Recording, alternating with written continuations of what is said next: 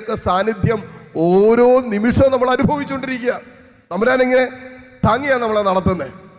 തമ്പുരാൻ നമ്മെ എല്ലാ അനുഭവങ്ങളിലും കരുതുന്നുണ്ട്. ഇന്നലകളിൽ നമ്മെ കരുതിയ കർത്താവ്, സ്നേഹിച്ച ദൈവം, സുഖപ്പെടുത്തിയ കർത്താവ്, കരുണ കാണിച്ച ദൈവം എന്നും അതേ ദൈവം തന്നെയാണ്. പ്രഭാഷകന്റെ പുസ്തകം 2-ാം അധ്യായം 10-ാമത്തെ വചനത്തിൽ നാം വായിക്കുന്നില്ലേ, അവനെ വിളിച്ചപേക്ഷിച്ചിട്ട്, ഇന്നലകളിൽ അവനെ വിളിച്ചപേക്ഷിച്ചിട്ട് ആരാണ് ഭഗ്നാശരായത്? അതേ കർത്താവിന്റെ സാന്നിധ്യമാണ് നമ്മുടെ കൂടെ ഉള്ളത്. ഏതാനും ദിവസങ്ങളും മാസങ്ങളും പ്രാർത്ഥിച്ചിട്ടും ഫലം കിട്ടിയില്ല എന്ന് കരുതി പ്രാർത്ഥന നിർത്തരുത്. കാരണം പ്രാർത്ഥിച്ചുകൊണ്ടിരിക്കുന്ന മനുഷ്യന് കടന്നുപോകുന്ന സഹനങ്ങളെ അതിജീവിച്ചു പോകാനുള്ള ഒരു ആന്തരിക മനുഷ്യന്റെ കരുത്തെങ്കിലും കർത്താവ് തരും. ചിലപ്പോൾ പ്രശ്നം മാറണമെന്നില്ല. നാളെ നമ്മൾ പ്രാർത്ഥിക്കുമ്പോൾ തന്നെ പ്രശ്നം മാറണമെന്നില്ല. നമ്മൾ ചോദിക്കുമ്പോൾ തന്നെ ആ വിഷയത്തിന് ഉത്തരം കിട്ടണമെന്ന് നിർബന്ധമൊന്നുമില്ല. പക്ഷേ പ്രാർത്ഥിക്കുന്ന മനുഷ്യന് ആ പ്രശ്നത്തെ എത്ര കാലം നീണ്ടാലും, ആ പ്രശ്നത്തിൻ്റെ ദൈർഘ്യവും കാഠിന്യവും എത്ര കഠിനമാണെങ്കിലും, ആ കാലഘട്ടം, ആ കൊടുങ്കാറ്റ് കടന്നു പോകുവോളം കർത്താവിൻ്റെ ചിറകിൻ്റെ കീഴിൽ അഭയം തേടുന്നവന് ആ വിഷയത്തെ അതിജീവിക്കാനുള്ള കരുത്ത് കിട്ടും. അതാണ് സങ്കീർത്തകൻ പറഞ്ഞത്, നിന്റെ ജീവിതത്തിലടിക്കുന്ന കൊടുങ്കാറ്റ് കടന്നു പോകുവോളം കർത്താവിൻ്റെ ചിറകിൻ്റെ കീഴിൽ അഭയം തേടുക. കൊടുങ്കാറ്റ് വരുമ്പോൾ നമ്മൾ അസ്വസ്ഥരാകും, ഭാരപ്പെടുകയും ദൈവത്തിലുള്ള ആശ്രയത്തെ കളയുകയല്ല ചെയ്യേണ്ടത്. കർത്താവിൻ്റെ ചിറകിൻ്റെ കീഴിൽ തന്നെ നിൽക്കുക. എന്നാണ് കൊടുങ്കാറ്റ് തീരുന്നതെന്ന് നമുക്കറിയില്ല. എപ്പോഴാണ് ഈ പ്രശ്നം തീരുന്നതെന്ന് അറിയില്ല. എപ്പോഴാണ് ഈ പ്രതിസന്ധി തീരുന്നതെന്ന് അറിയില്ല. നമുക്കറിയാത്ത കാര്യങ്ങൾ ദൈവത്തിന് അറിയാലോ.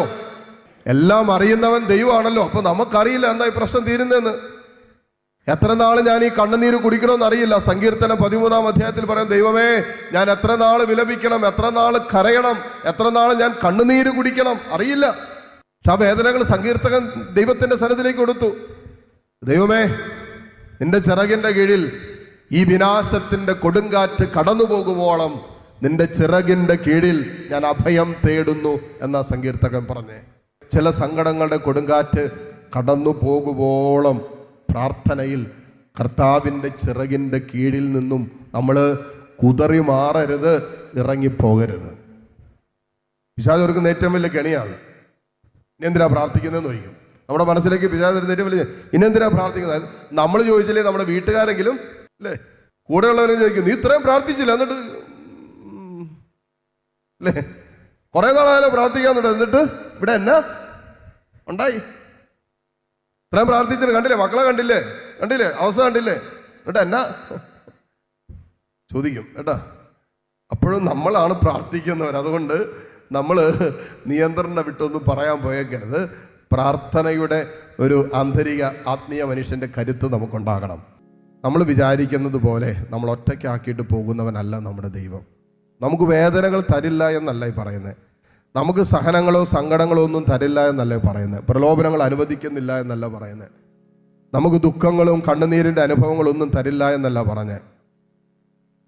യെശയ്യാ പ്രവാചകനോട് പറഞ്ഞില്ലേ, നിനക്കവൻ കഷ്ടതയുടെ അപ്പവും ക്ലേശത്തിൻ്റെ ജലവും തന്നാലും നിന്റെ ഗുരു നിന്നിൽ നിന്നും മറഞ്ഞിരിക്കുന്നില്ല, അവൻ്റെ നയനങ്ങൾ നീ കാണൂന്നാ പറഞ്ഞേ. അങ്ങനെ ഒരു കർത്താവ് നമ്മുടെ കൂടെയുണ്ട്. അതുകൊണ്ട് ഇന്നലകളിൽ പ്രവർത്തിച്ച് അത്ഭുതം ചെയ്ത കർത്താവ് ഇന്ന് അത്ഭുതം ചെയ്യാൻ കഴിവുള്ളവനാണ്.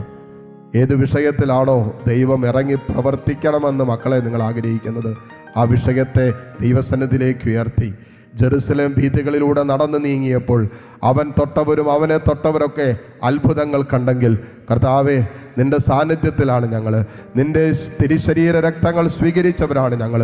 കർത്താവേ ഞങ്ങളുടെ ശരീരത്തിലും ഞങ്ങളുടെ മനസ്സിലും ഞങ്ങളുടെ ആത്മാവിലും ഞങ്ങളുടെ ജീവിതത്തിലും ഞങ്ങളുടെ കുടുംബങ്ങളിലും ഞങ്ങളുടെ ജീവിതത്തിൻ്റെ സകല സാധ്യതകളിലും അത്ഭുതങ്ങൾ സംഭവിക്കട്ടെ.